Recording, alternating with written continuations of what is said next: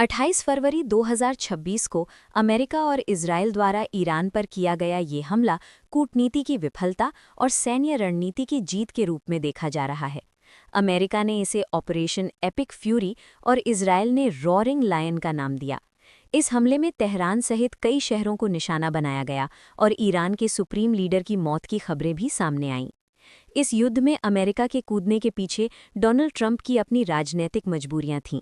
वे America के भीतर शक्तिशाली यहूदी लॉबी को खुश करना चाहते थे और खुद को एक बेहद मजबूत वैश्विक नेता के रूप में स्थापित करना चाहते थे। साथ ही घरेलू मुद्दों जैसे शिक्षा और अर्थव्यवस्था से जनता का ध्यान भटकाने के लिए एक बाहरी दुश्मन की जरूरत थी।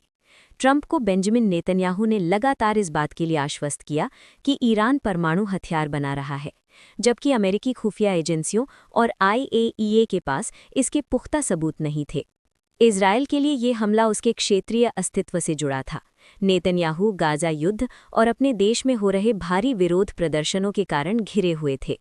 ईरान पर हमला करके उन्होंने न केवल अपनी सत्ता बचाने की कोशिश की, बल्कि हमास और हिजबुल्ला जैसे संगठनों की सप्लाई लाइन काटने का प्रयास भी किया, जिन्हें ईरान का समर्थन प्राप्त है।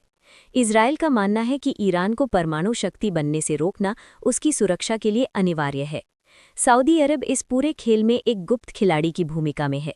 हालांकि वो खुलकर सामने नहीं आया, लेकिन उसका झुकाव इजरायल और अमेरिका की तरफ है। ईरान का कमज़ोर होना सऊदी के लिए फ़ायदेमंद है, क्योंकि इससे यमन में हूथी विद्रोहियों की ताकत कम होगी और तेल की कीमतें बढ़ने से सऊदी की अर्थव्यवस्था को बड़ा लाभ मिलेगा।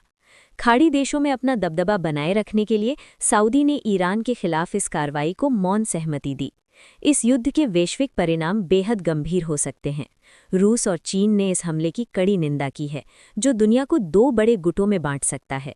इसके अलावा रेड सी में व्यापार ठप होने और कच्चे तेल के दामों में भारी उछाल आने से पूरी दुनिया में महंगाई बढ़ सकती है। ये स्थिति तीसरे विश्व युद्ध की आहट जैसी महसूस हो रही है, जहां कूटनीति के रास्ते बंद हो चुके हैं और केवल सैन्य ताकत की भाषा बोली जा रही है।